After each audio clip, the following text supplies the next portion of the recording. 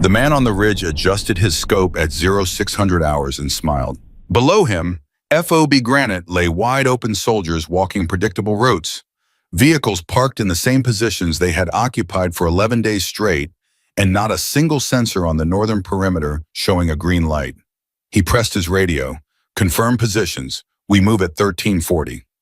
Then he lowered his rifle and whispered to the frozen mountain air, something that would have stopped every heart on that base cold. They don't even know we're already inside their blind spot. Before we go any further, if this is your first time here, hit that subscribe button right now and follow this storyboard all the way to the end. And drop a comment telling me what city you are watching from. I want to see exactly how far this story travels. Now let's go back to where it all began. The drive up the mountain took 4 hours longer than it should have. Rachel Carter sat in the back of a contracted transport vehicle, not military issue, just a white pickup truck driven by a civilian contractor named Pete, who chewed tobacco and kept the radio on a country station that faded in and out with the altitude. She had one bag, a medium-sized duffel that sat between her boots on the floorboard. She wore jeans, a gray fleece pullover, and a wool hat pulled down past her ears. She looked by every measure like exactly what she was supposed to be, a wife, coming to surprise her husband. Pete glanced at her in the rearview mirror for the third time in 20 minutes. You said Captain Carter, right, Daniel Carter? That's right, Rachel said without looking up from the window. Good man, solid officer. Pete spit into a plastic cup. He know you're coming. No, Pete chuckled. Surprise visit? Nice, he's gonna flip. Rachel didn't answer. She was watching the ridgeline, not in the way a person watches scenery, not the slow, half-conscious gaze of someone killing time on a long drive. She was watching it the way a person watches something that might move. Her eyes tracked the upper tree line, methodically left to right, pausing at natural breaks in the rock formations at places where the snow had been disturbed in ways that wind alone couldn't explain. She noticed where the road curved and created a natural choke point. She noticed that the last checkpoint they passed had only one guard on duty instead of two, and that the guard had his weapon slung over his shoulder rather than held at ready. She said nothing about any of it. She turned away from the window and stared at her hands instead. They were still, completely unnervingly still. The hands of someone who had learned a long time ago that stillness was not the absence of readiness. It was readiness in its most disciplined form. Almost there, Pete announced cheerfully. Another 20 minutes, weather permitting. Rachel looked back up at the ridgeline. How's the sensor coverage been up here lately? Pete blinked. Ma'am, the perimeter sensors on the North Ridge, has the base had issues with them? Pete's brow furrowed. How would you know about my husband mentioned it? She said quickly. Easy, practiced, in one of his calls, said the cold was giving them trouble. Pete relaxed and nodded. Oh yeah, the cold up here does a number on the equipment. I heard some of the guys talking about it last week. Radar's been finicky too. He shook his head. But hey, that's above my pay grade. Rachel nodded slowly. Sure, of course. She turned back to the window. Above my pay grade. She had heard those words before, usually right before something went very, very wrong. FOB Granite came into view around a long bend in the road, a collection of prefabricated structures, vehicle bays, a communications tower, and a perimeter wall that looked solid from a distance, but revealed its weaknesses the closer you got. Rachel's eyes moved across it the way a chess player moves across a board, not looking at individual pieces, looking at the gaps between them. The northern wall sat in the shadow of the ridge, permanent shadow this time of year, which meant the cameras up there were dealing with contrast issues every single morning during the transition from night to day, which meant there was a window probably 45 to 60 minutes around dawn where northern visual coverage was functionally degraded. The communications tower had two antennae arrays. One was slightly off angle, not enough that anyone would flag it immediately, but enough that in bad weather the signal degradation would be significant. The vehicle bay doors on the eastern side were open. Not unusual, but the vehicles parked inside were arranged in a way that blocked the secondary exit route. If someone needed to move fast in that direction, they'd lose 30, maybe 40 seconds rearranging equipment first. 30 seconds. Rachel had seen men die in less time than that. Pete pulled up to the main gate and exchanged words with the duty guard, a young specialist who looked barely old enough to shave. The guard checked a clipboard, looked at Rachel's ID, looked at her face, looked at her ID again, and waved them through with the polite but slightly flustered energy of someone who didn't get many civilian visitors and wasn't entirely sure what the protocol was. Rachel noted that too. The guard hadn't checked her bag. Nobody had checked her bag. She picked up the duffel and stepped out of the truck into the cold mountain air. It hit her like a wall, dry, sharp, thin at this altitude. She breathed it in and felt something shift in her chest. Not discomfort, something closer to recognition. She had breathed air like this before, in places she didn't talk about anymore. "Mrs. Carter?" The voice came from across the vehicle yard. She turned and saw a young female sergeant jogging toward her with a clipboard and a professional smile. "I'm Sergeant Voss. I was just notified of your arrival. Welcome to FOB Granite. Your husband has been informed he's finishing a briefing and will meet you at the officers' quarters in about 15 minutes. Can I take your bag?" "I've got it," Rachel said. Sergeant Voss nodded and fell into step beside her. "First time visiting the base." "First time here, yes." "It's a little rough around the edges," Voss said with the practiced apology of someone who'd given this speech before. "The altitude takes some getting used to, and the heat in the quarters is inconsistent. The backup systems have been cycling on and off, but it's manageable." Rachel filed that away. Backup heating systems, cycling on and off. That wasn't just a comfort issue. Cycling backup systems meant power draws were unstable. Unstable power draws could affect electronics, could affect communications equipment, could affect sensor arrays. "How long has that been going on?" Rachel asked. Voss glanced at her, slightly surprised by the specificity of the question. "About 2 weeks, I think. Maybe a little longer. Maintenance has looked at it a couple times. And the resolution, they keep saying it's stabilized and then it cycles again." Voss shrugged with the resigned tolerance of someone who had stopped expecting a permanent fix. "We've learned to work around it." They walked past the communications building and Rachel slowed almost imperceptibly. Through the single window, she could see a bank of monitors, 2 operators on duty, and a tangle of cables that ran along the baseboard in a way that suggested hasty installation or a recent repair that hadn't been done cleanly. One of the monitors showed a flickering radar display. The operator watching it tapped the screen twice with 2 fingers, as if that might help. She kept walking. The officers' quarters were in a low structure near the center of the installation. Warm inside, at least for now. Sergeant Voss showed her to a small room that Daniel clearly lived in, his gear organized with a particular brand of military neatness that looked orderly on the surface but revealed to someone who knew him the subtle signs of a man operating under sustained pressure. His coffee mug was on the wrong side of the desk. He always put it on the left. When he was stressed, it ended up on the right. Rachel set her duffel down and sat on the edge of the bed. She closed her eyes. She was here because 3 days ago, Daniel had called her. The call had been routine logistics, a question about a bill, the usual quiet exchange of a military marriage that had learned to exist in the spaces between deployments. But there had been something in his voice, not fear exactly, not worry, something more like the particular flatness of a man who was carrying something he didn't know how to name yet. She had asked him if everything was okay. He had said yes. She had known he was lying, not because he was dishonest, because she knew the voice of someone who doesn't see the danger they're in.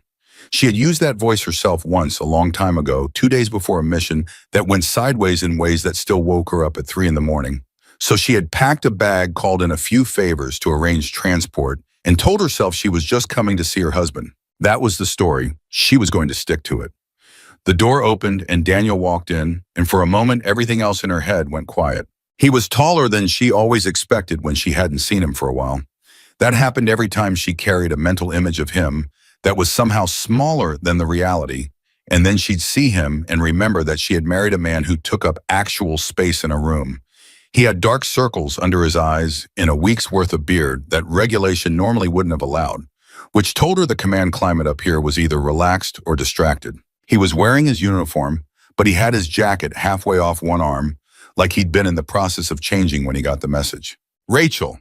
He said her name the way he always said it, like it was both a question and an answer. She stood up. "Hi." He crossed the room in 3 steps and hugged her. She felt the tension in his shoulders the way he held on a beat longer than usual. He was scared, not of anything specific, she thought, of the unnamed thing. He pulled back and looked at her. "You didn't tell me you were coming." "I wanted to surprise you." You succeeded. He searched her face. Is everything okay at home? Everything's fine. Then why bother him? Because I wanted to see you, she said. Is that not enough? Something moved across his expression. Not quite suspicion, more like the look of a man who knows his wife too well to take things entirely at face value, but loves her too much to push. Of course it is. He pulled her in again briefly. Of course it is. You look tired. 4 hours in a truck with a country music fan. He laughed. The laugh was real. That was good. Pete, yeah, he inflicts that drive on everyone. He let her go and ran a hand through his hair. Okay, let me show you around. I can probably get the afternoon off. We're between operations right now, and honestly, things have been quiet enough that... Daniel, he stopped. She kept her voice completely even. When did the north perimeter sensors start failing? The room got very still. Daniel looked at her for a long moment. How do you know about that? Pete mentioned it. Pete is a contractor driver. People talk to drivers. She held his gaze. When did it start? He exhaled slowly and sat down in the desk chair. The way he moved made her think he'd been waiting for someone to ask that question and hadn't known it until this moment. About 3 weeks ago. Started with intermittent drops. The sensors would go offline for a few minutes and come back.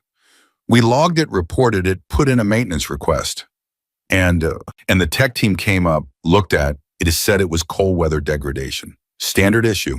They replaced 2 of the sensor units and said the rest were within acceptable parameters. But they're still dropping. He looked at her. Yeah, they're still dropping. How many are offline right now? Rachel. How many? A long pause. 4 on the north face. She kept her expression neutral. 4 sensors on the north face. The same north face that sat below the ridge. The ridge with the perfect overwatch position. What about communications, the backup channels? Daniel stood up slowly. Why are you asking me these questions? Because I'm your wife and I'm worried about this base. She said it calmly, reasonably, like a person who was above all things just a worried spouse. He studied her for a long moment. She had always been able to hold his gaze longer than was comfortable, even when they were first dating, even when he'd asked her things about her past that she gave careful, partial answers to. He had always eventually looked away first. He looked away now. The backup comms have been degraded. We're working on it. What's your contingency if the main communications array goes down? We have protocols. What are the protocols? Rachel. His voice had an edge to it now. Not angry, strained. You're a civilian. You're here as my wife visiting. I'm not going to brief you on base. I know, she said. You're right, I'm sorry.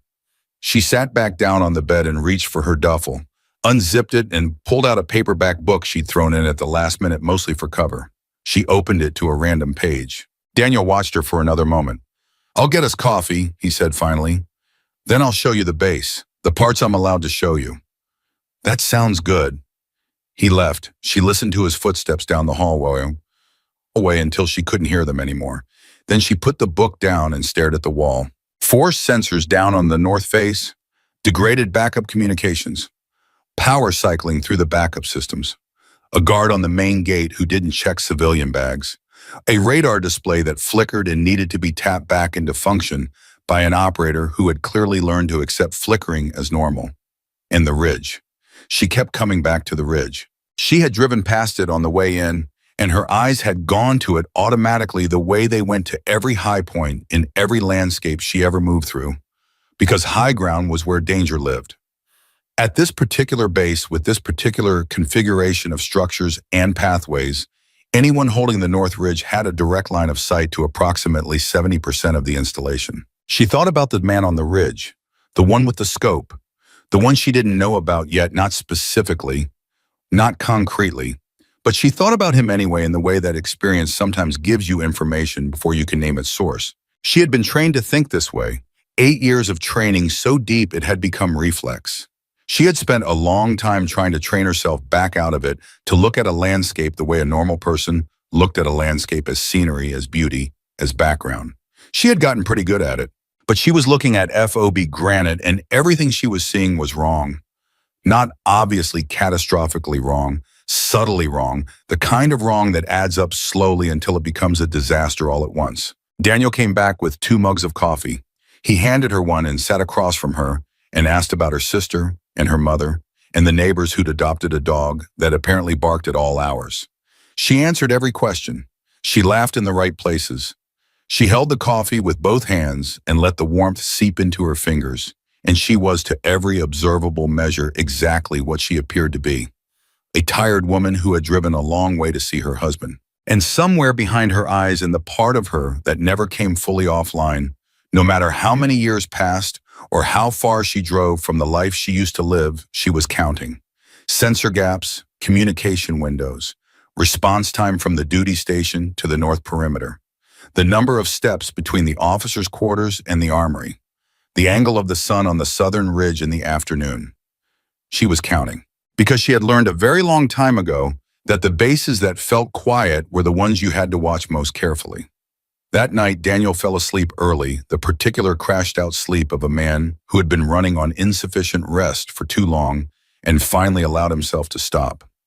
Rachel sat in the chair by the small window for a long time. She didn't turn on a light.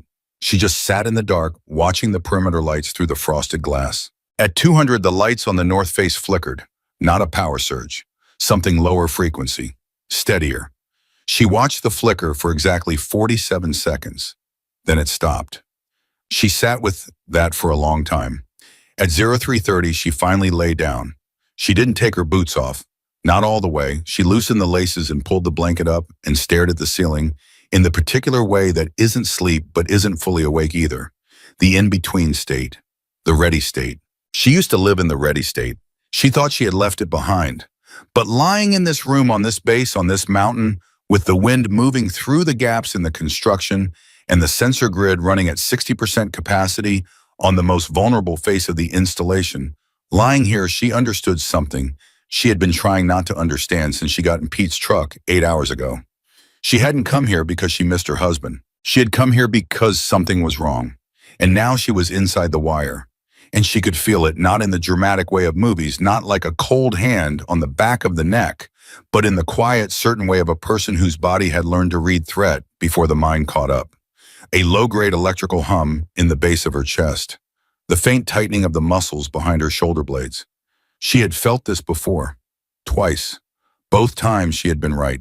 She stared at the ceiling and listened to Daniel breathe and told herself that tomorrow she would take another look at the ridge. Just a look, just a walk. She'd say she needed air. She'd say she wanted to see the view. She would be casual and civilian and completely, utterly unalarming. And she would look at the ridge. Because whoever was watching this base from up there had been watching it long enough to know exactly when the sensors went down and exactly how long they stayed down. And they were not watching it by accident. She closed her eyes. She did not sleep. Rachel was up before first light. She didn't make noise. She didn't need to. 8 years of early mornings in conditions that made this mountain base look like a resort hotel had trained her body to transition from horizontal to vertical without ceremony, without sound, without the groaning and shuffling that most people needed to shake off sleep. She was simply lying down, and then she was standing, fully present, boots already tightening at the laces while Daniel's breathing stayed slow and even behind her. She stood at the window for 2 minutes, watched the perimeter lights, counted the intervals between the patrol rotations she could see from this angle. One soldier, walking the inner fence line with his hands in his jacket pockets. She watched him complete half a circuit and disappear around the eastern building. She checked her watch when he vanished and checked it again when he reappeared. 4 minutes and 20 seconds. 4 minutes and 20 seconds of unobserved fence line on the east side during each patrol rotation. She pulled on her fleece and walked to the small common area down the hall to make coffee. The base was not fully awake yet, but it was stirring the particular low hum of an installation coming online for the day. Voices down corridors, boots on concrete, the smell of institutional breakfast starting somewhere in the direction of the main hall. A young corporal passed her in the hallway, nodded, kept walking. Nobody questioned why Captain Carter's wife was up before 6. She poured coffee and stood at the counter and thought about what she knew. 4 sensors down on the north face, degraded backup communications, power cycling intermittently through the secondary systems, single guard rotation at the main gate, radar display running with consistent flicker that the operators had normalized. The lights on the north perimeter flickering at 0200 in a pattern that was too regular for simple electrical fault. And the ridge. She had not stopped thinking about the ridge. She needed to get eyes on it, not from inside the wire, from outside or at least from a high enough vantage point on the installation itself to understand what an observer up there could actually see, and more importantly, what they couldn't. Because that was the part people always missed. Everyone focused on what a sniper position could observe. Nobody thought hard enough about the blind spots, the places where movement could happen outside the shooter's line of sight, the seams in the coverage. Daniel found her in the common area at 6:20. He looked marginally more rested than the night before, which wasn't saying a great deal. He poured his own coffee and leaned against the counter beside her, and they stood together in the comfortable silence of two people who had been married long enough to not require constant conversation. "You sleep okay?" he asked finally. "Well enough," she said. He looked at her sideways. "You're already thinking." "I'm always thinking." "You're thinking about the base." He said it without accusation, just at observation. "I know that look." She turned to face him. "Daniel, walk me through a scenario." He set his mug down. "Rachel?" Not a briefing, just a conversation between a husband and a wife. She kept her voice low, easy. "If your main communications array went down right now completely, not partially, what's your response time to get backup systems operational?" He was quiet for a moment, a long moment, officially 15 minutes. And unofficially, he picked his mug back up, stared into it. "The backup systems have been cycling. When they cycle, there's a restart sequence, depending on where in the cycle they are when we need them." He paused. 30 minutes, maybe 40. 30 to 40 minutes with zero external communication. We'd still have internal comms, radios within the base. Your internal radio infrastructure runs through the same power system as the backup array. He looked at her. The look was not irritated. It was the look of a man who was starting to hear something he had been almost hearing for weeks and hadn't let himself fully receive. "How do you know that?" "I looked at the layout when we walked past the communications building yesterday. The cable routing through the west wall junction. If the power cycles on the backup array, your internal radio repeater goes down with it." Silence. "Daniel," she set her own mug down, "how long has the North radar been running at degraded function?" His jaw tightened. 3 weeks. "Has anyone escalated this above post level?" "We filed reports." "That's not what I asked." He turned away from her, walked to the window, stood there with his back to her, and she could see the shape of his shoulders and the way he was carrying something heavy in them, something that had been accumulating weight for weeks and hadn't had anywhere to go. "Command's assessment was that the issues are weather-related and within manageable parameters," he said. "We're a low-priority installation between operations. We're not supposed to be a high-risk position right now." Rachel picked up her coffee. "Who decided that? People above my pay grade." There it was again, that phrase. She had heard Pete say it yesterday and dismissed it as civilian casualness. Hearing Daniel say it was different. Hearing Daniel say it meant the assessment had filtered down from somewhere with enough authority that questioning it felt above the station of a captain running a mountain outpost between operations. She walked to him at the window, stood beside him, looked out at what he was looking at. "I want to take a walk this morning," she said. "Get some air, look around a little. I can arrange a tour." "I don't need a tour. I just want to walk." He looked at her. "Where?" "Around the perimeter, the south side, the east side." She paused deliberately. "Maybe up toward the high ground on the south face if there's a path." "There's a maintenance path up there for the relay equipment." "Perfect." He studied her for a long moment. The morning light from the window was hitting the side of her face, and he was looking at her the way he sometimes looked at her when she thought he wasn't looking, with a particular combination of love and uncertainty, like a man who had married someone he completely trusted and only occasionally fully understood. "Rachel, what do you think is happening here?" She met his eyes. "I think this base has been developing vulnerabilities for 3 weeks, and nobody above your pay grade has taken them seriously enough." She said it plainly, factually, no alarm in her voice, no drama. "And I think the combination of those vulnerabilities creates a window that a patient, organized threat actor could exploit." The word hung in the air between them. Daniel set his coffee down very carefully on the window ledge. "That's a significant assessment for For someone's wife, I know. She held his gaze. Walk me to the south maintenance path and then go to your briefing. I'll be back in an hour. He didn't move for a moment. Then he said, I'll walk you there.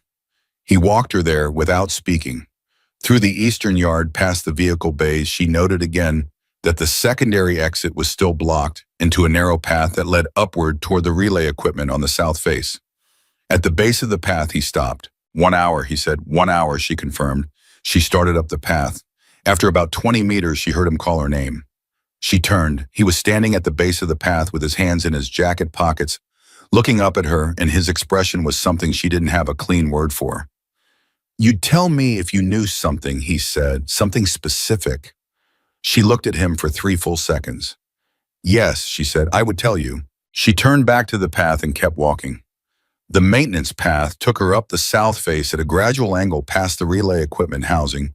She noted the model, the installation date on the maintenance placard, the fact that one of the housing seals had been improperly reseated after the last service, and higher until she reached a natural shelf in the rock about 40 meters above the base floor.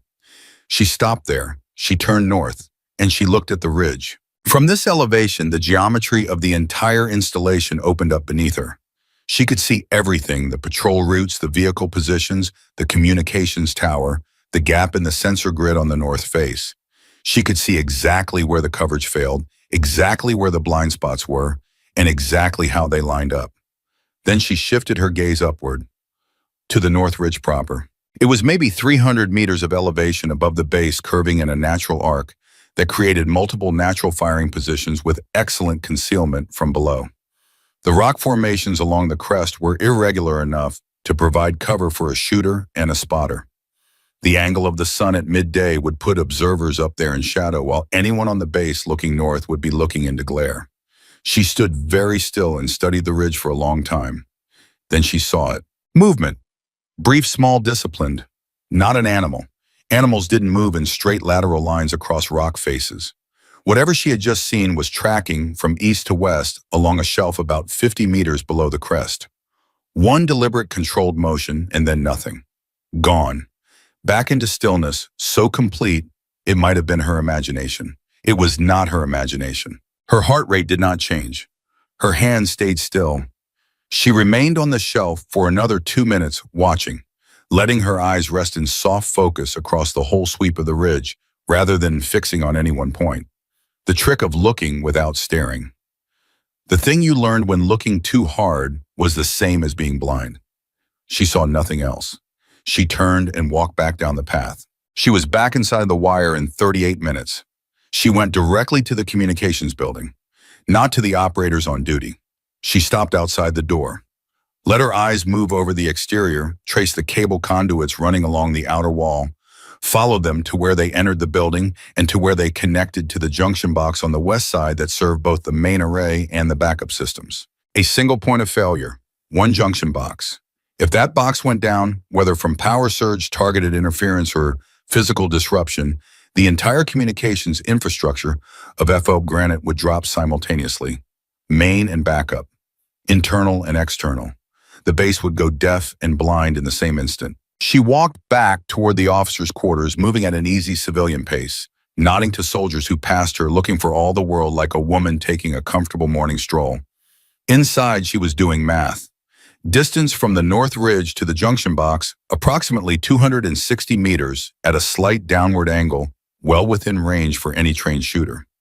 The junction box was not armored.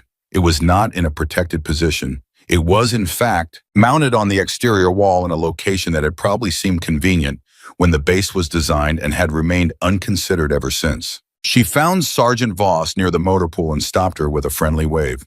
Sergeant, quick question. Where's the armory on this base? Voss blinked. Ma'am, the armory isn't accessible to... I'm not trying to access it. I'm just curious about the layout.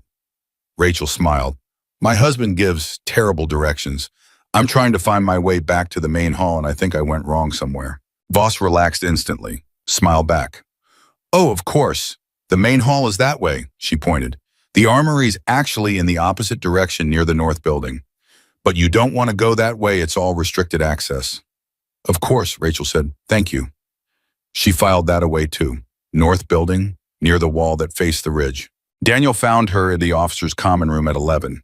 He sat down across from her and put both hands flat on the table. Tell me what you saw up there. She looked at him. Movement on the north ridge. The color shifted in his face. Not dramatically, just a subtle draining, the particular pallor of someone whose unnameable dread has just acquired a name. Rachel. One contact, moving laterally east to west, approximately 50 meters below the crest. Disciplined movement. Not an animal. He leaned forward. You're sure? I'm sure.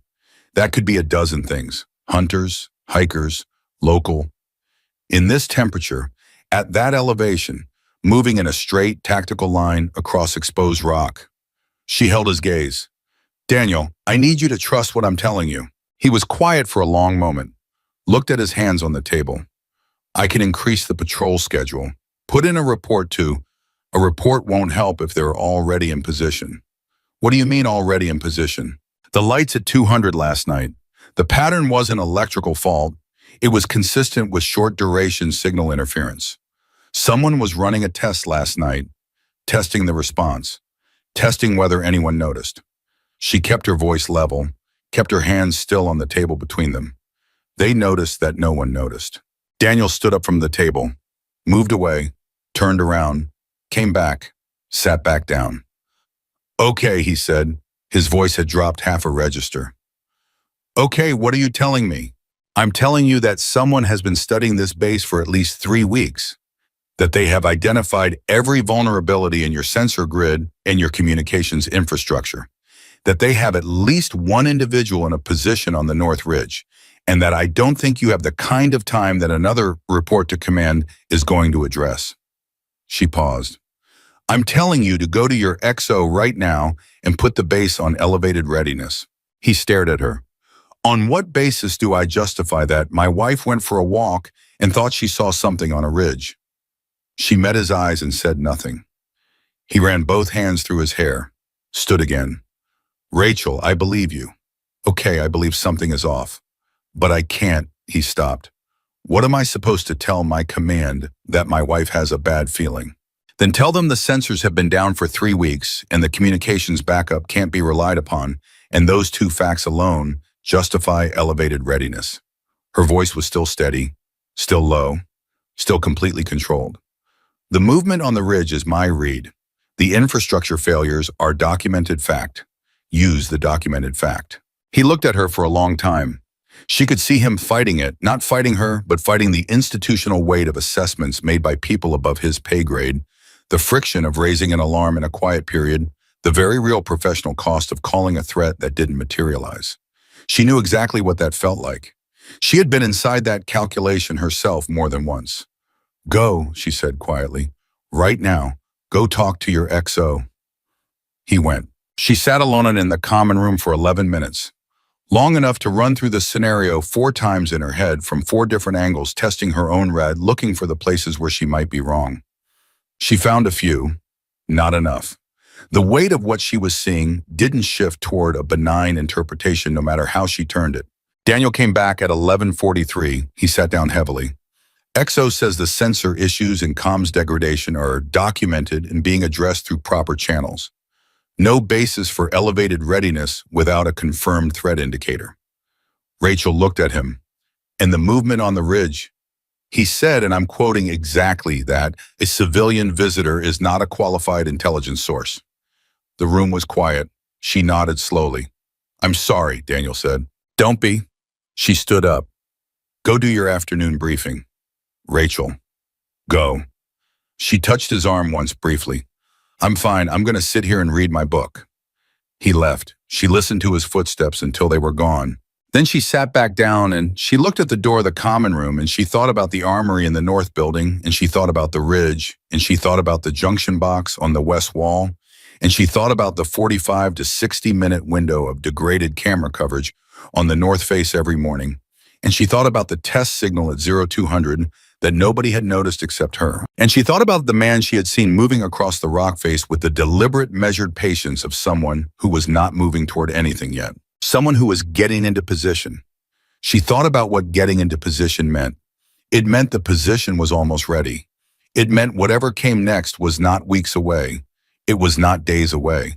She picked up her paperback, opened it, stared at the words without reading them. At 1300 hours, she closed the book. She stood up from this table and walked to the window and looked out at the base and the sky above the ridge, and she understood not as a thought but as a physical certainty that moved through her like a cold current that she wasn't going to be reading her book this afternoon. Something was coming, and every minute between now and when it arrived was a minute she did not have the luxury of wasting. She had 40 minutes. She didn't know that yet, not precisely, but her body had already started its own internal countdown the moment she stood up from the table at 1300 and looked out at the ridge. The cold certainty she'd felt wasn't instinct in the vague mystical sense that word sometimes implied. It was pattern recognition built on 8 years of reading terrain, reading behavior, reading the particular silence that preceded coordinated violence. That silence had a texture. She had learned its texture the hard way in places that didn't appear on civilian maps, and she was feeling that texture right now pressing against the inside of her chest like a held breath. She left the common room and walked to Daniel's office. He was at his desk with 2 other officers bent over a map mid-sentence about vehicle rotation schedules. He looked up when she appeared in the doorway. She didn't say anything. She looked at him for exactly 2 seconds with an expression she kept completely neutral, and then she stepped back into the hallway and waited. He came out in 30 seconds. He pulled the door halfway shut behind him. "What's wrong?" "I need you to do something for me, and I need you to do it right now without asking me to justify it." He went very still. "Rachel, I need you to get your soldiers off the north side of the base. Whatever reason you want to use maintenance rotation, change anything. Get them off the north face and get them into covered positions." He stared at her. "That's not a small ask." "I know. If I move personnel without—" "Daniel." She stepped closer to him and lowered her voice to almost nothing. "I saw 1 contact on the ridge this morning. I think there are more. I think they've been up there longer than this morning. And I think the window they've been waiting for is close." She held his eyes. "How long would it take to move your north face personnel to covered positions?" He was doing the calculation behind his eyes. She could see it. 10–12 minutes if I do it incrementally. If I do it all at once, it raises flags from everyone watching the base. Do it incrementally." She put her hand on his arm. "Start now. Don't run. Don't make noise. Just start rotating people, south and east, as naturally as you can." He looked at her hand on his arm, looked at her face. And she saw the moment he made the decision, not because he had confirmation, not because protocol supported it, but because he had been married to her for 9 years, and he had learned the way people learn things that live in the body rather than the mind that. When Rachel looked at him the way she was looking at him right now, the cost of disbelieving her was something he could not afford. "Okay," he said. He went back into his office. She heard him issue 3 sentences in an even unhurried voice to the officers inside. She didn't catch the specifics. She was already moving. She walked toward the north building. Not running, walking. The measured pace of someone who had somewhere to go and was getting there without making it anyone else's business. She passed 2 soldiers and nodded to both of them. One nodded back. One was looking at his phone and didn't notice her at all. She passed the motor pool, the secondary equipment shed, and came to the north building, the one Voss had told her housed the armory. She pushed through the outer door into the narrow corridor beyond. The armory door was a reinforced steel door with a combination lock and a secondary key mechanism. Standard installation setup. She stood in front of it for 3 seconds and thought about Daniel's combination.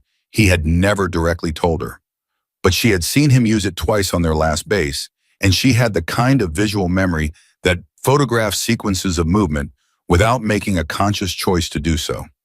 Right 14, left 27, right 9. She tried it. The lock clicked open. She stood there for a moment with her hand on the door and let out a slow breath. Then she pushed it open and stepped inside. The armory was not large. Standard complement for a base this size between operations. Rifles, sidearms, ammunition. A limited supply of heavier equipment toward the back. She moved through the racks with the efficiency of someone who had done this before in a different life, reading serial numbers, and conditioned by touch and sight simultaneously. She was not here for volume. She was here for one specific thing. She found it on the 3rd rack. A damaged MOM 110 semi-automatic sniper rifle. She could see immediately why it had been pulled from rotation. The scope mount had taken damage at some point, leaving the factory scope unusable. Someone had written "deadlined" on a strip of tape across the stock. But the barrel was clean and the action cycled smoothly when she worked it by hand. The rifle itself was functional. What it needed was a different optic. She looked at the adjacent shelf, found a set of iron sights and a parts kit. She had not used iron sights on a platform like this in 6 years. She thought about the distance to the ridge. She thought about the wind this morning, the direction, the velocity she'd estimated from the way the loose equipment tarp on the south side had been moving. She thought about the elevation differential. Iron sights would have to be enough. She found ammunition on the south wall, selected what she needed, and loaded 2 magazines with the systematic calm of a person doing something they have done so many times that the hands no longer need the mind's guidance. She pressed each round home by Phil's eyes already moving to the rest of the rack, cataloging what else was available and what might matter in the next hour. She had just chambered the first round when the door behind her opened. She spun. It was Sergeant Voss. Voss stood in the doorway with her hands still on the frame, looking at Rachel Carter, standing in the middle of the armory with a loaded M110 in her hands, and her face went through about 4 distinct expressions in 3 seconds: surprise, confusion, alarm, and then something harder to name. Her hand moved toward her radio. "Sergeant?" Rachel's voice was completely level. "I need you to listen to me for 60 seconds before you call anyone." Voss's hand stayed on her radio. "Ma'am, you need to put that weapon down right now." "I'm not going to do that, but I am going to talk to you because you're clearly not a stupid person, and what I have to tell you is important." Rachel kept the rifle lowered, muzzle down, non-threatening in its angle. "There is at least 1 confirmed contact on the North Ridge, possibly more. I believe this base is going to be hit, and I believe it's going to be hit in the next 30 minutes or less." Voss stared at her. "How do you—" "Because I've been watching this base since I arrived, and everything I've seen for 2 days points to a coordinated attack at a moment of communications failure." Rachel took 1 step toward her. "I know how that sounds. I know I'm a civilian, and this rifle is not mine to take. But I need you to make a choice right now about whether you're going to waste the next 3 minutes arresting me, or whether you're going to get on your radio and tell your duty officer that there may be contacts on the North Ridge." Voss's jaw was tight. Her hand was still on the radio. "Who are you, Tamao?" "My name is Rachel Carter. I am Captain Daniel Carter's wife." She paused. "And before that, I was a Marine Scout sniper. 8 years. 143 confirmed kills." She let that sit in the air between them for exactly 1 second. "Get on your radio, Sergeant." Voss grabbed her radio. Her eyes didn't leave Rachel. "This is Sergeant Voss Communications Building, requesting duty officer contact possible threat indicator north." The explosion hit before she finished the sentence. The sound was not what most people imagine when they thought about an explosion. It was not a Hollywood roar. It was a concussive punch, a compression wave that arrived before the sound itself, a physical force that hit the outer wall of the north building and traveled through the structure in a fraction of a second, knocking equipment off shelves, slamming the armory door against its frame. The floor vibrated. The lights in the corridor outside flickered and went to emergency backup. Voss grabbed the wall. Her radio erupted with voices. Rachel was already moving. "North building, take cover," she said to Voss without stopping. "Stay low, stay away from exterior walls." Then she pushed past her into the corridor and toward the exit. She hit the outer door, and the world outside was already different from the one she had left 40 seconds ago. Smoke was coming from the northern perimeter, black and heavy, the kind that came from military-grade incendiaries rather than equipment fires. She could hear small arms fire, sharp and rapid, from at least 2 elevated positions. She could hear shouting in multiple directions and the particular vocal quality of men who had been caught in transition, not fully asleep, not fully ready, but somewhere in the terrible middle ground. She moved along the wall of the north building, keeping her profile tight against the structure, and assessed. The northern perimeter was taking fire from 2 positions on the ridge. She identified them by the muzzle flash signatures, the angle of tracer rounds coming in from above the pattern of impact craters in the dirt and concrete. One position was high and center on the ridge.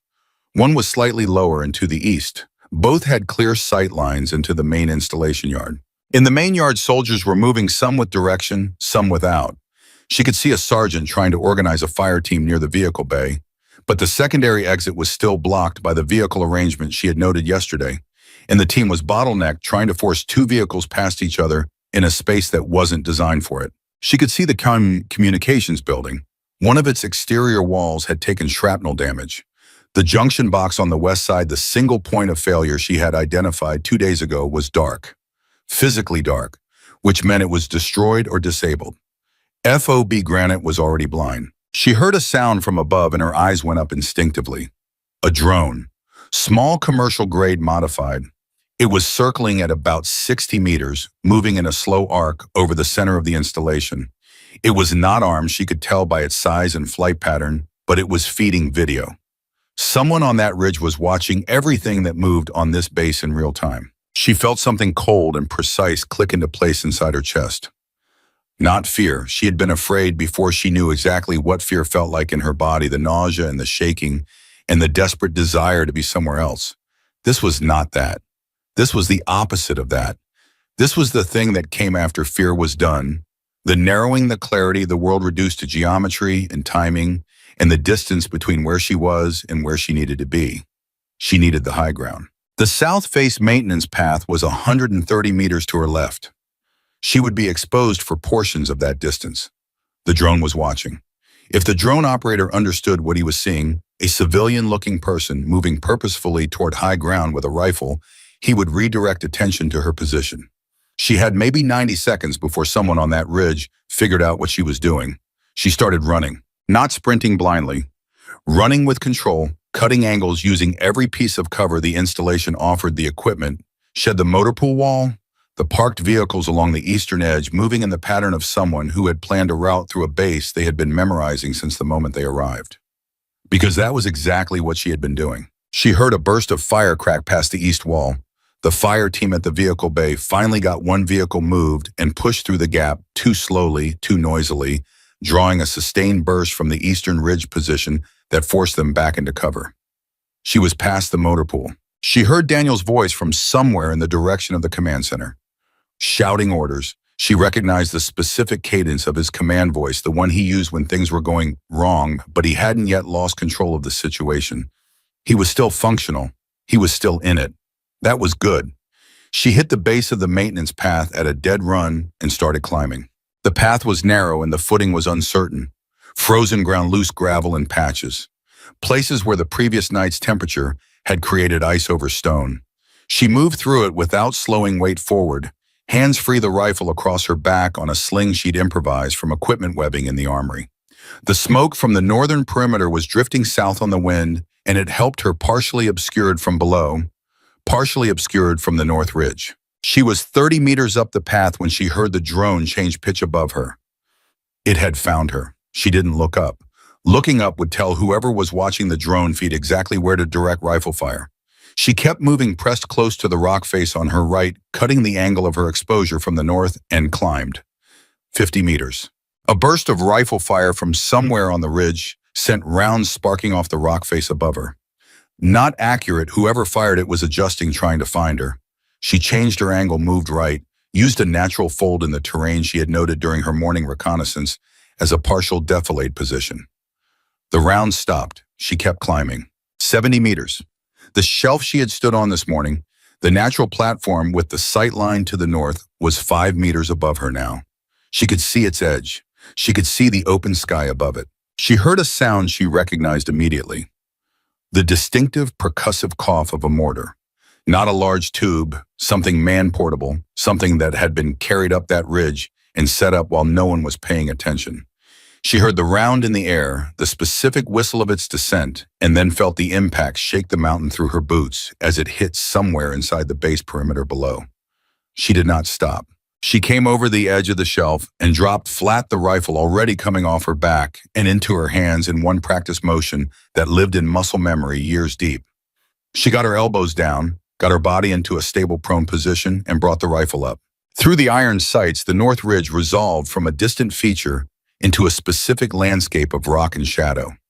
She was looking at approximately 290 meters of distance, slightly upward angle, with a left-to-right crosswind she estimated at 8 to 12 miles per hour, based on the movement of smoke below her and the flag on the communications tower now hanging limp, because the tower had taken damage, which changed her wind read. She adjusted. Below her, the base was in serious trouble. She could hear it even without seeing it directly. The volume of incoming fire had increased. Two separate machine gun positions now cycling through targets in the installation yard, systematic and coordinated. The mortar had been accurate. Whoever was running this operation from the ridge was calling adjustments in real time through the drone feed. Every defender who moved was a target. Every piece of cover was already plotted. She found the first position through the sights. The machine gunner higher left, protected by a natural rock parapet on three sides, but open on the fourth, open to someone positioned below and to the south, which was exactly where she was. She took 3 slow breaths, in through the nose, out through the mouth, the old rhythm, the one she had told herself she would never use again. She let the third breath out halfway and held. She squeezed. The shot broke, and the machine gun went silent in the same instant. Below her in the base, something changed. Not silence, the base was far from silent, but the particular quality of the incoming fire shifted. One of the 2 machine gun positions was gone. The coordinated pressure that had been pinning the defenders into their current positions broke along one axis, and she heard even from here the sound of voices reorganizing. People finding room to move. She was already working the bolt. She was already finding the next position. She had 8 more rounds in the magazine. She thought about what she needed to do with each one of them. She thought about the drone circling above, still circling, still transmitting, and about the mortar team that would be adjusting their tube right now, having heard her shot, trying to calculate her position. She thought about the command Overwatch sniper she had identified in her morning reconnaissance as the most likely position on the ridge crest, the one who was running this entire operation, watching the drone feed and calling coordinates to the mortar team and the rifle squads below. She had gotten very lucky with the first shot, the surprise, the angle, the momentary gap in their awareness. She would not get lucky twice. What she had was skill, 8 years of it, and she was going to need every single day of those 8 years in the next few minutes. She shifted her position 6 feet to the right, always move after a shot, always change the geometry, got her elbows back down, brought the sights back up, and began searching the ridge crest for the Overwatch position. She found something, and what she found stopped her breath for 1/2 second before discipline snapped back in, and she kept her eyes steady and her hands still. There were not 2 positions on that ridge. There were at least 4, and they were all converging on the southern face. They were converging on her. 4 positions converging on her location. Rachel processed that information in the span of a single breath and made her decision before the breath was done. Moving was the wrong call. Moving meant exposure, meant crossing open ground, while 4 trained shooters were already adjusting to her position, meant giving the drone operator exactly the kind of isolated target he was waiting to hand off to the mortar team. Staying meant turning a defensive problem into an offensive one. It meant making them come to her instead of letting them dictate the geometry. She stayed. She moved 3 feet left instead of retreating, pressing herself into the natural fold of rock she had identified during her morning walk, the one that cut her exposure from the north by roughly 40%. She got her elbows back down, she breathed, and she began working through the problem the way she had been trained to work through problems, when everything was moving fast and the math was against you, and panic was the one option you could not afford. Priority targets first, always. The drone was still circling. As long as it was feeding, whoever was commanding this assault could see every move she made and every move the defenders below made. The drone was not her highest priority. She couldn't take it with the M11. Oh, iron sights at this range without wasting rounds she couldn't replace, but it was the thread running through everything. Cut the thread and the whole operation went partially blind. She didn't have a shot on the drone operator yet. She had a shot on the mortar team. She had found them 3 seconds after she identified the 4 converging positions, a 2-man team set up on a flat shelf 60 meters below the ridge crest northeast of her position. They were in the process of adjusting their tube, working from a spotter behind them who was reading the drone feed off a handheld device and calling corrections in a low, quick voice she could not hear, but could read in the physical dynamic between the 3 men. Spotter talks, tube adjusts. Spotter talks, tube adjusts. If she took the spotter, the tube went blind. Without real-time correction from the drone feed, the mortar team was working on math and memory. They'd need at least a minute to reestablish targeting reference. 1 minute. She had learned a long time ago what you could do with 1 minute if you used it right. She shifted her aim point to the spotter. Adjusted for wind, the smoke from the northern perimeter had shifted direction in the last 4 minutes, which told her the wind had backed around about 15 degrees. She recalculated, moved her point of aim fractionally right, held on the spotter's back where he was bent over the handheld device, and let half a breath go. The shot broke clean. The spotter went down. The mortar team froze for exactly the 2 seconds that trained fighters freeze. When the unexpected arrives, 2 seconds of pure biological override before training kicked back in and they started moving. But 2 seconds was what she needed. In those 2 seconds, she worked the bolt, found the tube operator through the sights, and fired again. The mortar went silent. Below her, the base changed again. She could hear it without seeing it directly. The incoming mortar fire that had been walking across the installation yard, destroying equipment and wounding soldiers, simply stopped. And in that silence, she heard Daniel's voice rise above the noise with a clarity that told her he had just registered the change and was using it. Fire team, 2 move now. Eastern wall move. Good, he was moving people into the gap she'd just opened. She shifted right again. 3 feet, new angle, new cover. She had 4 rounds left in the first magazine. She needed to be surgical. The 4 converging positions had paused when she took out the mortar team. That pause lasted about 8 seconds, she counted, and then they adapted. 2 of the 4 positions held presumably covering, while the other 2 began moving. Leapfrogging, bound and overwatch. These were not militia fighters. These were trained operators who had absorbed a surprise from an unexpected direction and were responding with practiced professional discipline. She felt a specific cold respect for that, and then she used it against them. Trained fighters moving in bound and overwatch patterns were predictable in their timing. The covering element held still, while the moving element advanced, then the roles reversed. If you knew the rhythm, and she knew the rhythm, she had run that pattern herself hundreds of times, you could predict exactly when the covering element would shift position, because the moment the moving element reached its next cover position was the moment the covering element became the priority. She waited. She watched the rock face above her through the iron sights. She counted. 7 seconds, 8, 9.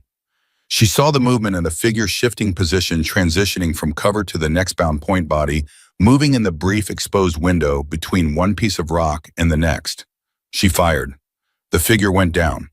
The remaining 3 positions froze again. She used the freeze, moved immediately 6 feet right, this time pushing the limit of the rock shelf, but staying prone, staying below the shelf edge, making herself as small as possible, while changing her geometry enough that anyone trying to calculate her position from the previous muzzle flash would be off by enough meters to matter. A burst of rifle fire came across the shelf edge above her. Close. Searching. Not accurate, they were firing on her last known position, trying to suppress her while they adjusted.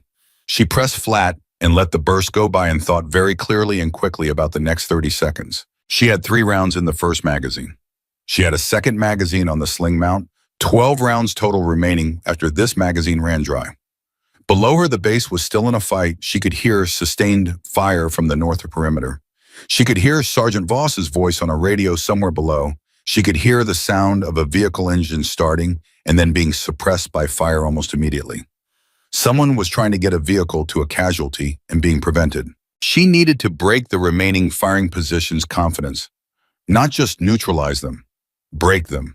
Make them feel what it felt like to be on the receiving end of a shooter they couldn't locate and couldn't suppress, because that feeling, the particular psychological erosion of sustained fire from an unknown position, was itself a force multiplier. It made fighters stop moving. It made them go to ground and stay there. And fighters who had stopped moving were fighters who were no longer coordinating. She switched magazines. Smooth automatic, the hands doing what the hands knew without consulting the mind. Then she heard something that changed her calculus completely. A voice. Male. Talking on a radio not more than 30 meters above her on the ridge face, speaking in English. Southern shooter confirmed position at the maintenance shelf. One person. Looks civilian. A pause. Yes, civilian appearing, no uniform. Another pause and then something that sent a specific, precise kind of cold through her chest. Confirmed female. She's the wife. They knew who she was. They had been watching the base long enough to know who had arrived when she had arrived and what she looked like.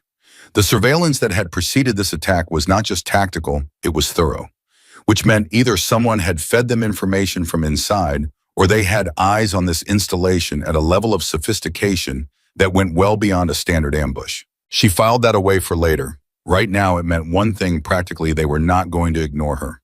The man on the radio was issuing a specific instruction to deal with her specifically.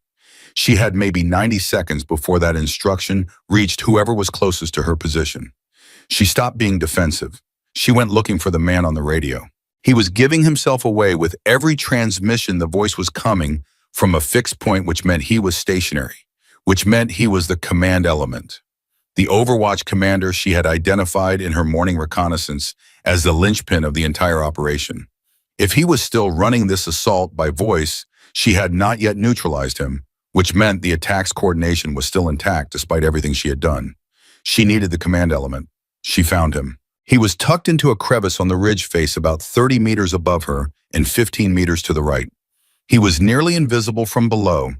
He would have been completely invisible to anyone on the base, but from her position on the maintenance shelf, looking upward at a specific angle she had arrived at by triangulating his voice to 3 separate transmission points, she could see the slight protrusion of a rifle barrel and the edge of a boot. The shot was difficult, upward angle significant. Wind had shifted again. The iron sights gave her no magnification, which meant she was working with a small target at an awkward angle, with open sights at a range that was right at the edge of what she would have attempted even with a proper scope. She thought about not taking it. She thought about it for exactly 2 seconds, which was 1 second of genuine evaluation and 1 second of the deeply trained refusal to let difficulty become excuse. She took it.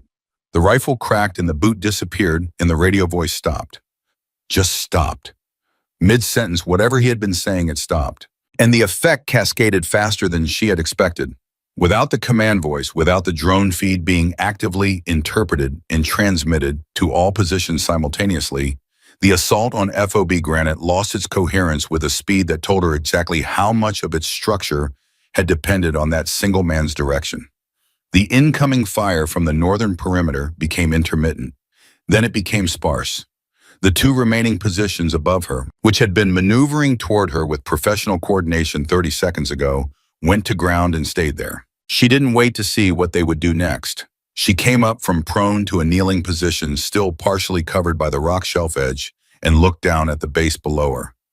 What she saw made her throat tighten. They were wounded in the yard. She could see 2 soldiers down being dragged toward the medical building by their teammates. She could see the communications building with a hole in its north wall. She could see the vehicle bay with one of the vehicles burning black smoke pouring from it into the afternoon sky. She could see Daniel and the sight of him upright and moving and issuing orders from a position near the command center unlocked something in her chest that she hadn't realized had been locked. He was alive. He was okay. She let herself have that for exactly 1 second. Then she looked back up at the ridge. The drone was still circling, but it was losing altitude.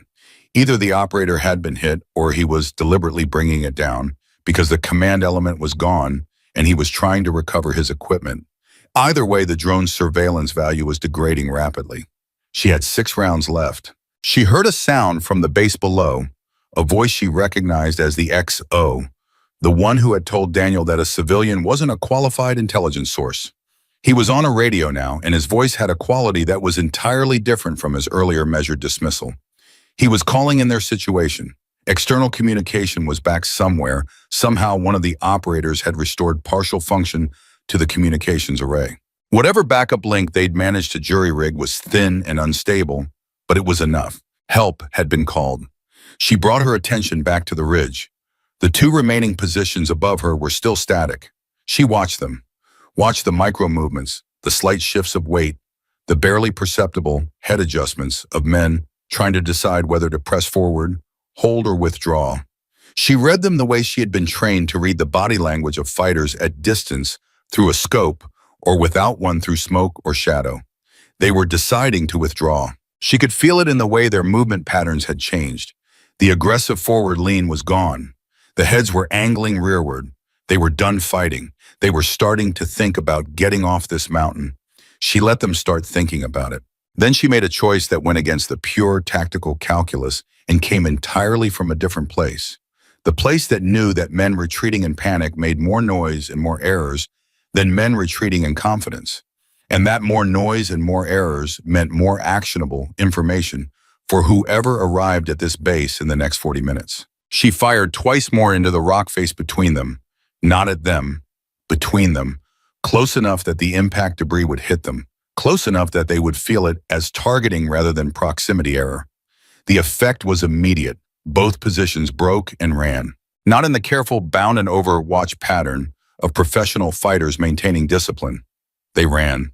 Exposed fast making noise moving in the particular graceless urgency of people who have stopped thinking tactically and started thinking only about distance. She watched them go and thought, good. Run. And when someone finds you, and they will find you, you will have a great deal to explain. She lowered the rifle. Her arms were shaking. She had not noticed that until this moment. The shaking was not fear. It was the deferred physical cost of sustained adrenaline, the body presenting its invoice after the transaction was complete. Her hands, which had been so still for so long, were trembling with a fine, rapid vibration that she watched with the detached curiosity of someone observing a phenomenon in someone else's body. She pressed them flat against the rock surface below her and breathed slowly until the trembling stopped. Below her, the base was changing. The fire from the northern perimeter had gone fully quiet. The smoke was still rising, but no new fires were starting. She could hear voices, organizing, not the fragmented, panicked voices of men in disarray, but the beginning of the hard, practical rhythm of soldiers accounting for themselves and their people in the aftermath. She started down the maintenance path. Her legs were steady. Her mind was very quiet. The particular quality of quiet that came after sustained concentration of that intensity, not emptiness, but a kind of scrubbed cleanness, like a room after all, the furniture has been moved and cleaned under. She was 40 meters down the path when she heard boots running toward her from below. Daniel came around the bend in the path at a pace that was not quite running and not quite walking the particular driven stride of a person who had been held in place by responsibility and had broken free the moment the calculus changed.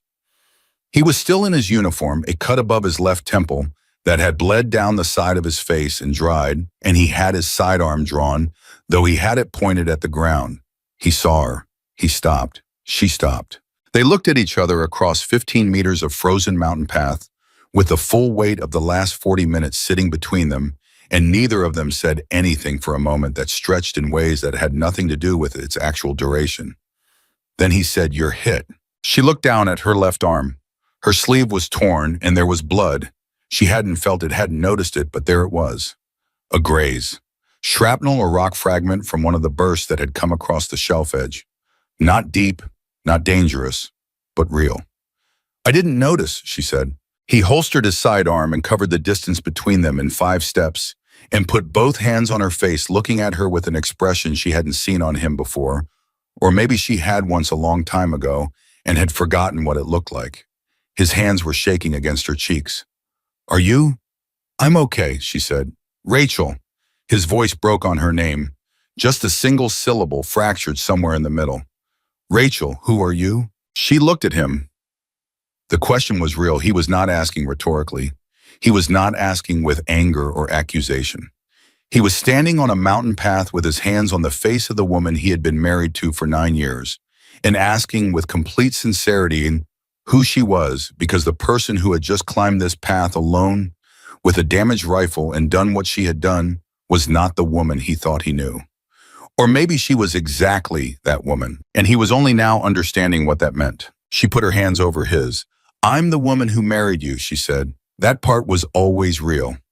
He pulled her in and held her the way he had held her when she arrived, but completely differently. Not the careful hug of a husband reuniting with a wife he was happy to see. Something rawer than that. Something that had no name except need. She let him hold her for exactly 4 seconds. Then she pulled back. "Your soldiers need you," she said. He looked at her, nodded once, slow and deep. "We need to talk," he said. "We will. Everything, all of it." She looked at him steadily. "Everything, all of it. I promise." She touched his face once. "Go." He went.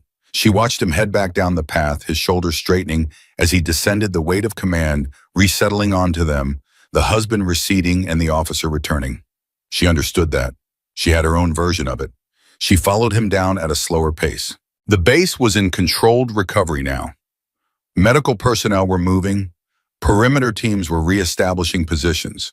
Someone had gotten a vehicle to the north wall, and soldiers were securing the breach points with the grim, efficient purposefulness of people who have absorbed a shock and are processing it through action.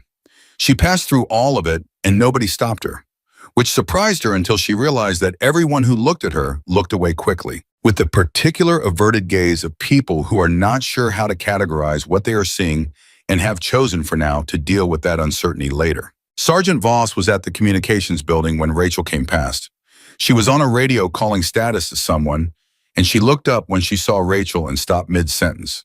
She finished her transmission, lowered the radio, and looked at Rachel for a long moment with an expression that was not quite anything Rachel had a word for. 143, Voss said. Rachel stopped. That's what you told me, Voss said. In the armory, 143 confirmed kills. Yes, Voss nodded slowly, not agreeing with something, processing something. I've been in the Army 11 years, she said. I've never seen anything like what I just watched from this position. Rachel didn't respond. Voss looked at her for another moment, then she raised the radio again. I need to go back to work, she said. But ma'am, she paused. Thank you. Rachel walked away. She found a low wall near the eastern building and sat down on it, out of the way of the organized chaos around her, and set the rifle across her knees. She looked at her left arm. The graze was longer than she had initially assessed, about 4 inches of torn skin along the outer forearm, bleeding slowly and steadily, in the way that minor wounds do when the adrenaline that suppressed them starts receding. She would need it cleaned and dressed. She would get to that. Right now, she sat with the rifle across her knees and looked at FOB, Granite, in the aftermath of what had just happened, and felt the thing she always felt after combat. The thing nobody ever talked about, honestly. The thing that sat underneath all the other things. Not triumph, not relief exactly, though those were there. Something deeper and more complicated. The feeling of a person who has returned to something they left behind and discovered that leaving it behind was never as complete as they needed it to be. She was 41 years old. She had been out of the Marines for 6 years. She had built a life that looked like peace, and it was peace. She was not discounting it. It was real, and it mattered. But the 6 years had not changed the underlying architecture of who she was. The architecture that had looked at a flickering radar screen and a misaligned antenna array in a north-facing ridge, and had known in the way, the temperature of water before you put your hand in it. What was building? She had tried to tell them. Nobody above someone's pay grade had listened. She sat with the rifle across her knees and the wind cold on her face, and she thought about that. About the 9 years she had been Rachel Carter, wife of Captain Daniel Carter, woman in civilian clothes, person with a paperback book, in a wool hat, in a plausible, comfortable story about just coming to see her husband. She thought about how much of herself had lived inside that story, and how much of herself had always been sitting just outside it waiting. She thought about what Daniel had asked her on the mountain path. Who are you? She thought she might need a long time to fully answer that question. Not because she didn't know, because the answer was more complicated than either of them had understood when they got married, and the complexity deserved more than a mountain path in the aftermath of a firefight. She heard a helicopter in the distance. She looked up, then she looked back down at the rifle. She had promised Daniel everything, all of it, the stories she had given partial answers to, the missions that didn't appear on civilian maps, the 8 years and the 143. The reason she had known before she arrived that something was wrong. The reason she had never fully stopped watching ridgelines. She owed him all of that. She was not afraid of giving it to him. What she was sitting on this wall, in the cold wind with the rifle across her knees and the sounds of a base recovering around her, was tired. Not the kind of tired that sleep fixes. The kind that accumulated over years of carrying something at a frequency that most people around you couldn't hear, couldn't feel, didn't know was there. She looked at her hands. They were still again, completely, utterly still. She didn't know if that was strength or simply the absence of something she had used up. She didn't know which answer she preferred. She pressed her palms flat on the cold surface of the rifle stock and held them there and breathed the thin mountain air and let herself exist inside the complexity of being exactly who she was. The helicopter was getting louder, reinforcements arriving at the perimeter, voices calling out positions and status. The base coming back to life around her slowly and perfectly, with the particular mixture of relief and grief that always followed survival. She sat in the middle of all of it, and for the first time since she had gotten into Pete's truck 4 days ago and started watching the ridgeline, she allowed herself to be completely, entirely still. The helicopter landed at 14:52. Rachel was still sitting on the low wall near the eastern building when it touched down, and she watched the response team pour out of it with the practiced efficiency of people who had been briefed in the air and hit the ground already knowing their assignments. 8 soldiers, 2 medics, 1 man in civilian clothes who moved like he was neither military nor not military, that particular in-between posture of someone whose authority didn't come from rank. He walked through the controlled chaos of FOB Granite's recovery with his hands in his jacket pockets and his eyes moving across everything cataloging. And when those eyes reached Rachel sitting on the wall with the M11 across her knees and her left sleeve soaked through with dried blood, he stopped. He looked at her for a long moment. Then he walked toward the command center without acknowledging her, and Rachel understood that the acknowledgement would come later in a room with a door and that it would not be casual. She stood up, carried the rifle to where Sergeant Voss was coordinating near the communications building, and held it out. This needs to go back to the armory. Voss took it, looked at Rachel. I'll log it as field requisitioned under emergency authorization. You'll log it however you need to log it, Rachel said. That's your job, not mine. Voss almost smiled. Not quite. Yes, ma'am. Rachel went to the medical station and let one of the medics clean and dress the graze on her forearm without making conversation about how it happened. The medic was young, maybe 22, and he worked with focused, careful hands and did not ask questions that were above his pay grade, and Rachel appreciated that more than she could have easily explained. When he finished, she sat in the medical station for a few minutes and let herself breathe. The final count as she would piece it together over the next several hours was this: 7 enemy killed on the ridge, 2 of them confirmed by her shots with the additional 5 attributed to the defensive response that regained momentum after her fire suppressed the command element. 4 soldiers wounded at FOB Granite, none killed, which was the number that mattered most and which everyone who heard it in the following days would understand as a near thing. A number that very easily could have been different. The mortar team had walked 2 rounds into the installation yard before Rachel neutralized them. 2 more had impacted the northern perimeter wall. The communications array had been partially restored within 20 minutes of the attack ending, enough to call in the response and enough to begin relaying the situation to command. The investigation into how a threat of that sophistication had developed undetected for 3 weeks would take considerably longer than 20 minutes to resolve. Daniel found her in the medical station at 15:20. He came in and sat across from her and looked at her arm and looked at her face, and neither of them spoke for almost a full minute. She let him have the silence. She understood what it was for. He was doing what people did after the immediate crisis passed. He was running the mental film backward, replaying every moment from the past 48 hours through a new lens. And the picture it made was very different from the one he had been looking at before. They want to talk to you, he said finally. I know. The man who came off the helicopter. His name is Garrett. He's... Daniel paused. He said he knew you. Rachel was quiet. Did he? Daniel asked. We were in the same operational theater, she said, a long time ago. How long ago? Before we met. Daniel nodded slowly. He put his elbows on his knees and laced his fingers together and looked at the floor. Rachel, how much of what you've told me about those years, your service, the reason you got out, how much of that was true? She looked at him carefully. Not defensively, just with the attention the question deserved.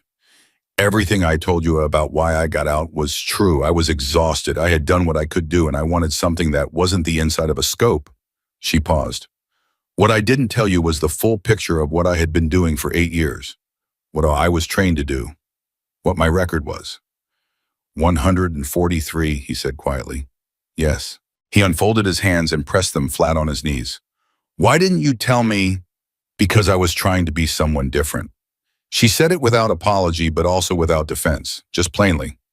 Not someone fake, someone new. Someone who could sit in a kitchen and drink coffee and not read every room she walked into like a battlefield. She looked at her bandaged arm. I got about 70% of the way there. He made a sound that was not quite a laugh, rough at the edges. 70%, maybe 75 on good days. He looked up at her. His eyes were tired and honest and full of something she recognized as love, even though it was currently wearing the particular face that love wore when it had just been startled out of a shape it thought it understood. I'm not angry, he said. I know you're not. He stopped, started again. I don't know what I am yet. I think I need a few days to figure out what I am. That's fair, she said, but I need you to know, he leaned forward, what you did today. Up on that ridge, Rachel, you saved this base. You saved my soldiers. You possibly saved me. His voice was controlled, but the control was work. She could hear the effort in it. And I didn't know. I have been married to you for 9 years, and I didn't know you could do that. She looked at him. You knew I was someone you could trust. Yes. You knew I saw things other people didn't see. Yes. You knew that when I told you something was wrong, it was worth listening to. She held his eyes. The rest is detail. He was quiet for a moment. Then he said, pretty significant detail. Yes, she agreed. It is. He reached across the space between them and took her unbandaged hand, held it, not saying anything further, just holding it the way people hold things they are afraid of losing. She let him. The conversation with Garrett happened at 1700 in a room that had been hastily cleared of its usual function and set up with 2 chairs and a folding table. Garrett was a compact man in his early 50s with gray at his temples and the kind of stillness that Rachel recognized as trained rather than natural, the same stillness she carried herself, the stillness of someone who had learned to make silence do work. He had a folder on the table, but he didn't open it. He looked at her for a moment when she sat down. Then he said, "You look good, Carter." "You look exactly the same," she said, which is unsettling. He almost smiled, almost. "How's the arm functional?" "Good." He put both hands on the table. "I'm going to ask you some things, and I need complete answers. I'll give you what I can give you." "You'll give me everything," he said. "Not hard, just factual." The tone of someone who was not making a threat but was being very precise about the nature of the situation. "Starting with how you identified the threat." She told him. All of it, the sensors, the communications infrastructure, the junction box, the patrol timing, the lights at 0200, the movement on the ridge. She told it in sequence in the flat, precise language of an after-action report without editorializing and without omitting. He didn't take notes. He didn't need to. She could tell by the way he listened that he was recording it in whatever internal filing system had made him valuable enough to be on a helicopter in under 2 hours from wherever he had come from. When she finished, he was quiet for a moment. "You went up the south maintenance path alone." "Yes." "With a deadlined M110 and iron sights." "It was what was available." He looked at her. 7 kills from that position. "That's the number being used." "Is it accurate?" "Close enough." Garrett picked up the folder, opened it, slid a single page across the table toward her. She looked at it without touching it. It was a brief, short, heavily redacted, the kind of document that existed in that particular gray administrative space between official and deniable. She read it in about 45 seconds. She looked up. "No." "Rachel." "No," she said again, cleanly, without heat. "I'm not coming back in." "Nobody's asking you to come back in." He pulled the page back. "We're asking you to consult, periodically, on a voluntary basis." That's how it always starts. He conceded that with a slight tilt of his head. "What happened today?" "What happened today was a one-time thing," she said. "I was here because my husband is here, and I knew something was wrong. I was right. It's over." "The people who put that operation together didn't build it in 3 weeks," Garrett said. "They had infrastructure in place before the attack. Surveillance logistics inside knowledge of this installation's vulnerabilities. We are going to need to understand how that network operates and where it extends." He paused. "Your read on threat indicators is stop." She held up her unbandaged hand. "I know what my read is. That's not why I'm saying no." "Then why?" She looked at him steadily. "Because I made a promise to myself when I got out that I would build a life that had room for things other than this, a marriage, a home, a future that wasn't measured in operational windows. She paused, and I've been partially breaking that promise every single day for 6 years without fully admitting it because I could never fully turn off the part of me that does what I did today. But I can choose not to feed it. I can choose to let it be what it is, something I carry without making it the center of everything again. Garrett looked at her for a long time. And if the next base doesn't have someone like you inside the wire, she met his eyes, then you need to fix the bases. You need to fix the sensors and the communications and the single points of failure and the command cultures that tell captains their documented vulnerability assessments are above everyone's pay grade. Her voice stayed even, but something in it sharpened at the edges. What happened here didn't happen because there was no one like me available. It happened because people with the authority to act on documented evidence chose not to. She let that sit. Fix that problem. Don't build your solution around finding the next me. Garrett closed the folder. He was quiet for a moment. Then he said, I'm going to put what you did today in a report that will be classified at a level that means almost nobody will ever read it. I know. Officially, the defensive response at FOB Granite will be credited to the soldiers who held the perimeter. Good, she said. They should get the credit. They held under serious pressure. Your name will appear in a footnote, civilian contractor, temporary augmentation. That's fine. He stood. She stood. He looked at her one more time, and the look had something in it that was not quite professional, a flicker of something older and more personal, the look of someone who had known her in a context where the person sitting across from him today was the person she had always been, without the civilian clothes and the paperback book and the carefully constructed normal life. You were always one of the best I ever worked with, he said. That doesn't go away. I know it doesn't, she said. That's the part I've had to learn to live with. He left. She stood in the empty room for a moment and looked at the wall and felt the full weight of the day settle onto her, in the way weight settled after the body stopped moving completely, and all at once with no more adrenaline to distribute it. She was 41 years old and she had just done something she thought she had permanently retired from doing, and her arm hurt, and her husband was processing a fundamental reassessment of his understanding of the person he had married. And somewhere on a ridge above this base, there were men who had known her name before the first shot was fired. She thought about that last part. They had known who she was. Someone had told them, not necessarily someone inside this base, maybe a surveillance thread that went further back.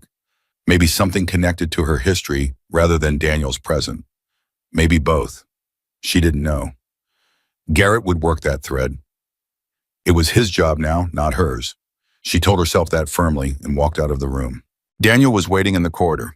He had changed his uniform and cleaned the blood from the cut at his temple, and he looked like a captain again, rather than a man who had been in a firefight except for his eyes, which still had the particular residual intensity that combat left behind and didn't scrub off with a change of clothes.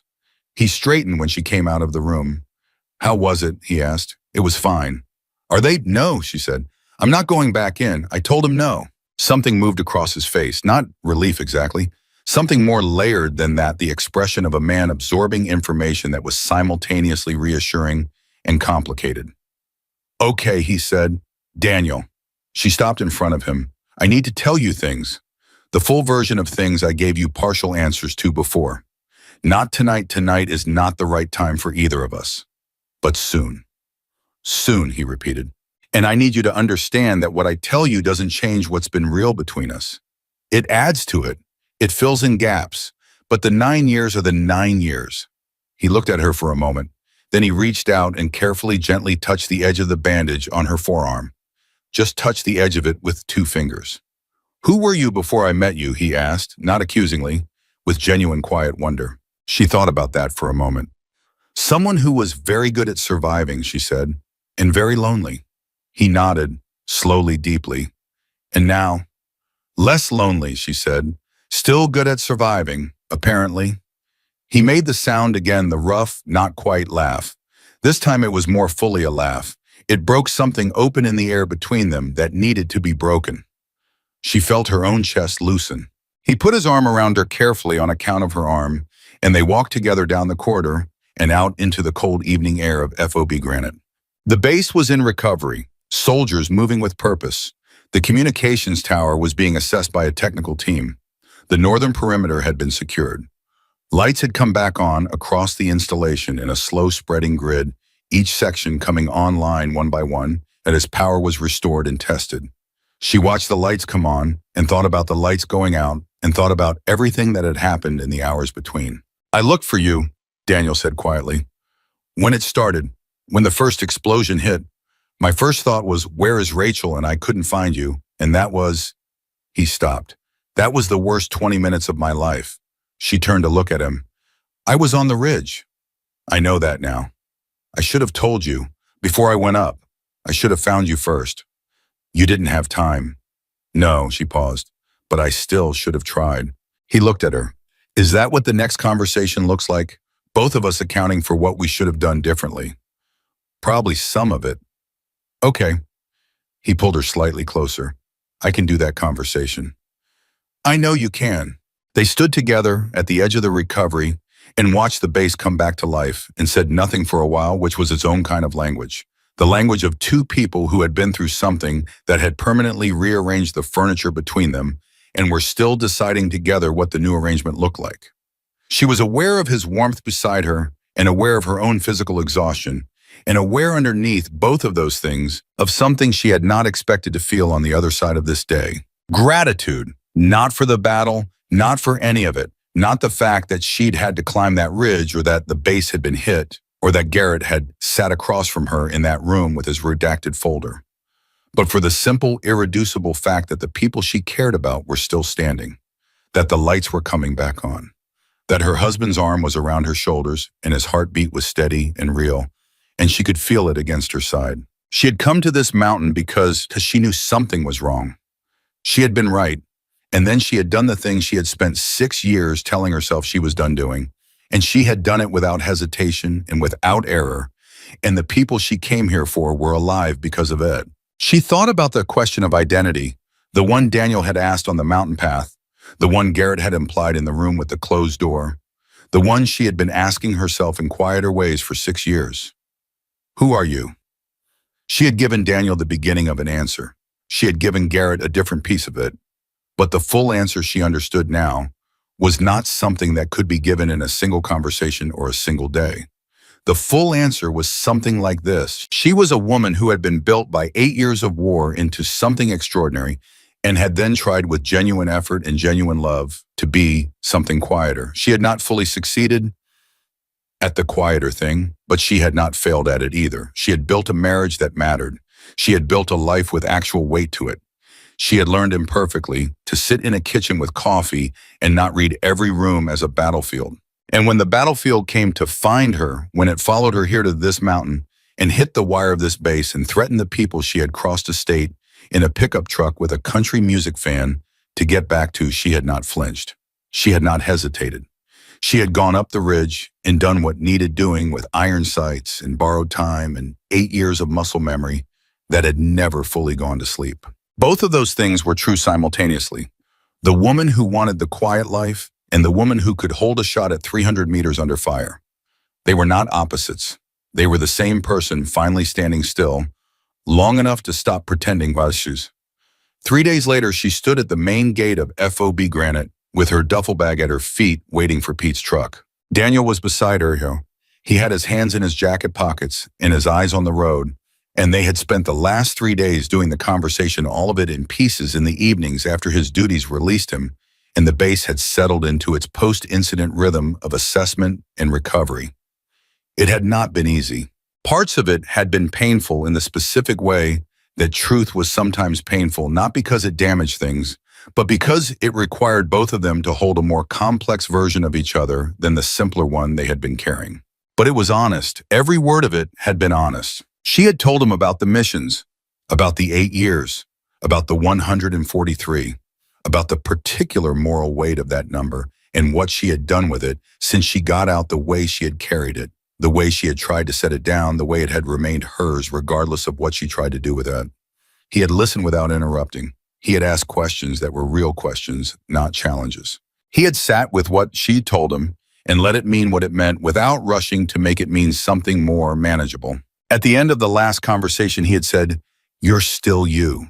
She had said yes. He had said, I need a little time to catch up to the full version of you.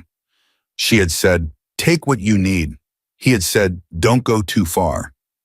Now he was standing beside her at the gate with his hands in his pockets, and neither of them had much left to say. The important things had been said. The rest would come in time. Pete's truck appeared around the bend, country music audible from 40 meters away. Daniel turned to her, looked at her face with the same look he'd had in their room when she first arrived, like she was both a question and an answer. But the proportions had shifted. There was more certainty in it now, more weight. The look of a man who understood better what he was looking at, even if the understanding was still settling into its permanent shape. You'll call when you get back, he said. First thing. And the next conversation. I'll start it, she said. I promise. He nodded, picked up her duffel and handed it to her. She took it and slung it over her good shoulder, and he leaned in and kissed her once, not briefly, the kind of kiss that held something in it beyond itself. She let it. Then she stepped back and looked at him one more time. Daniel?